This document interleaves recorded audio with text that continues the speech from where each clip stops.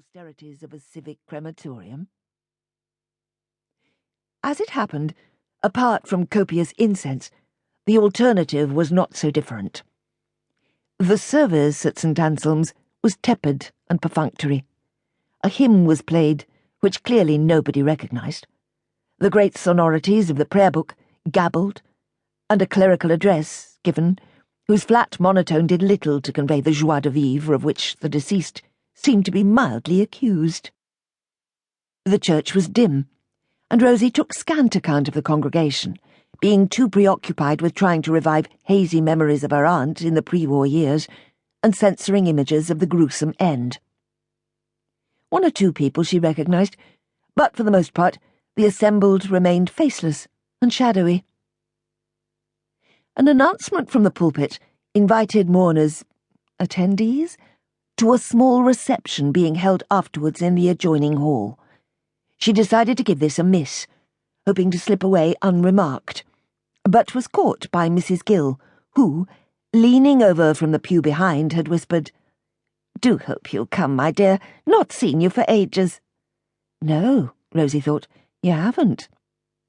She had made it her business not to go near Aunt Marcia or St. John's Wood, ever since the ambassadorial crisis of 3 years earlier. Thus caught on the hop, yet wedged in the pew, there was nothing she could do except smile and nod compliance.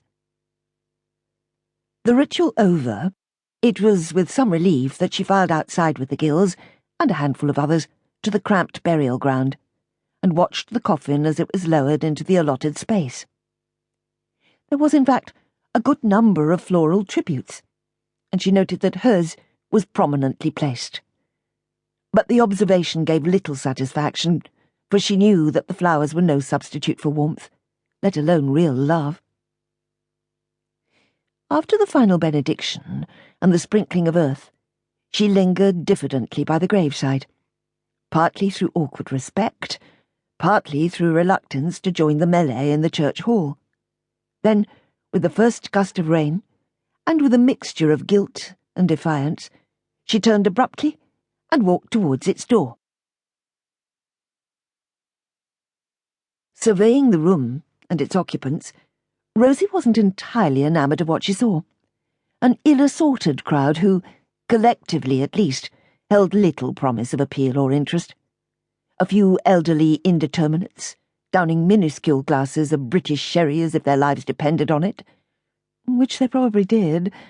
A small coterie of what she took to be members of Marcia's "So Talented, My Dear" art group, distinguished by their studiedly bohemian attire, i.e. florid colours and cultivated beards. A trio of heavily cassocked priests, all wearing the same expression of benevolent indifference, a fair number of the louche and raddled, and a sprinkling of Hazelmere types, looking out of place and out of sorts. Slightly to her surprise, Donald, the ex-husband, was not in evidence, and neither were the Utterard cousins, too busy wrangling amongst themselves on Romney Marsh, she supposed. But the cranky Fawcetts were there all right. Asinine Edward, Amy, of whose mentality she had never been quite certain, and of course the genial but astonishingly tactless mother. Once known to inquire of the young Princess Margaret if she didn't occasionally tire of playing second fiddle to her sister. The fact that the princess most certainly did seemed of little help in diffusing the ensuing furore. Gobbling a cucumber sandwich, Lady Fawcett was also talking intently to the ubiquitous Professor Dilworthy, looking superior as usual, and casting sidelong glances at his companion, Felix Smythe, the wittiest florist in Knightsbridge. Felix, however, was busy scanning the other guests, and catching Rosie's eye, blew a kiss. Huh, she bridled to herself. We've hardly ever met, and the last time was when he was ginned up to the eyebrows with Aunt Marcia outside the Ritz. I'm surprised he remembers me.